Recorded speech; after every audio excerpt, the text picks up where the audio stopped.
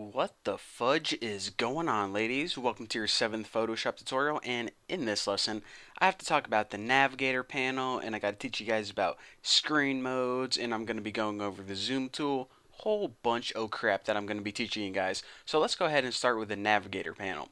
Now by default the navigator panel is not visible, so go ahead to your window and make sure that the navigator panel has a check next to it. If it doesn't, then go ahead and click it, and now you see that your navigator panel opens up on the left hand side. So just go ahead and make this a little bit bigger, not too big, that's what she said, and that looks pretty good right there. So what the navigator panel is it's basically an easy way to navigate around your image or document. Now the pretty much most simple thing that you can do with it is just zoom in and out of your image. So here's my main image right now. This is actually a picture of my sister. I don't know what she's doing, just probably, being a model in training. So to zoom in, what you need to do is hold this slider right here on your navigator panel and zoom in just like this. Now, as you can see, a red box appears whenever you zoom in far enough. Now, the red box basically represents the visible area of your image. So, as you can see, it's, close to her hand and her bottom lip. So that is the visible area in your main document. Now, of course, if you want to zoom out, you can either use the slider or you can use these two little mountain icons next to it. Small mountain, of course, zooms out. Large mountain zooms in increments. Now the last thing that you could do, or the last technique that you can use, is you can actually enter a value. So you know how we're zoomed in to 81%? Well, if we want to go ahead and zoom out to, I don't know, 25%, just go ahead and type in 25, hit enter, and then your image is going to be zoomed out 25%. By the way, the default is 100 right there. So aside from that, as you can see, earlier I talked about this little red box. Now, red is a pretty cool color, and this little red box is contrast to a lot of typical pictures. But what if you're working with, I don't know, a photo that's in the morning where there are a lot of reds, or maybe you're just working with a graphic and there's a lot of red colors in that? Well, then this red box can get kind of confusing, and you may want to change it to a different color. So to change this red box to a different color, what you need to do is you need to use the option menu right here and choose panel options. This gives you your navigator's options, and the only option is what color do you want to change the box to. So let's go ahead and change this to, I don't know, like a orange or something. Looks pretty good. And there you go. Now your box is orange. So if you want to change the color, that's how you do that. Now, the next thing I want to talk about is screen modes. Now, a lot of people just like to stick with this default screen mode, but there are often times where other screen modes are definitely super beneficial. So the default screen mode, and of course to access your screen mode, it's this button right here.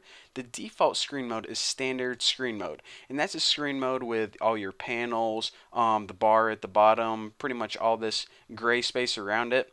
Now if you want to go to a different one, then choose full screen mode with menu bar.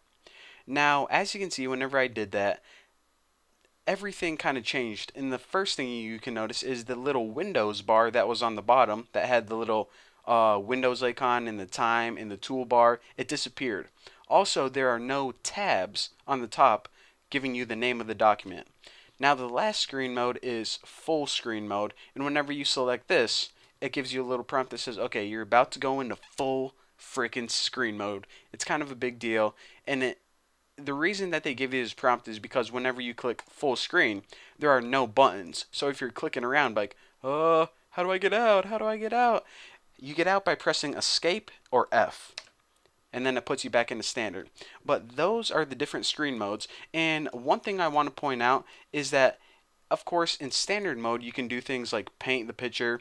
In full screen mode, you also have full access to all of your tools. So even though you can't see your tools on the left hand side, you can go ahead and, I don't know, maybe draw her a pair of glasses, or just give her some nail polish. You also have full access to your tools even though you can't see them. A lot of people don't know that. Now the last thing I want to talk about, now that we covered screen mode and the navigator panel, is the zoom tool. Now, this zoom tool is the magnifying glass right here, and it's the first tool that I want to go over because it's extremely important. Now, even though it's only one tool, there are multiple ways that you can zoom in and around your image. The first thing you can do is you can click a certain spot. So say I wanted to zoom into her eye. I'm just going to go ahead and hold the tool over her eye, click, click, click, it zooms into her eye. So then, maybe I could make some better glasses or change the color of her eye, whatever I want to do. Now, another thing that's kind of useful is you can also hold this in. Now, instead of clicking, just click once and hold it in. And as you can see, it zooms slowly into wherever you're holding. Now, the last thing that you can do, aside from clicking and holding it in, is you can drag. So whenever you click this and drag right, it zooms in, and whenever you drag left, it zooms out. So remember, click, hold it in, or drag right and left. Those are the three different ways you can zoom. And another thing I want to show you guys real quick is, say you were zooming around and you got all confused. If you just double click this little magnifying glass, then it puts you back to 100% default value. So there you go. There is how to use the navigation panel, how to change screen modes, and also how to use the zoom tool. Again, even though it's one little tool, it's pretty powerful once you get to know it, and you're definitely going to be using this a lot. It's probably your second most common tool. So there you go. Thank you guys for watching. Don't forget to subscribe, and I'll see you guys in the next video.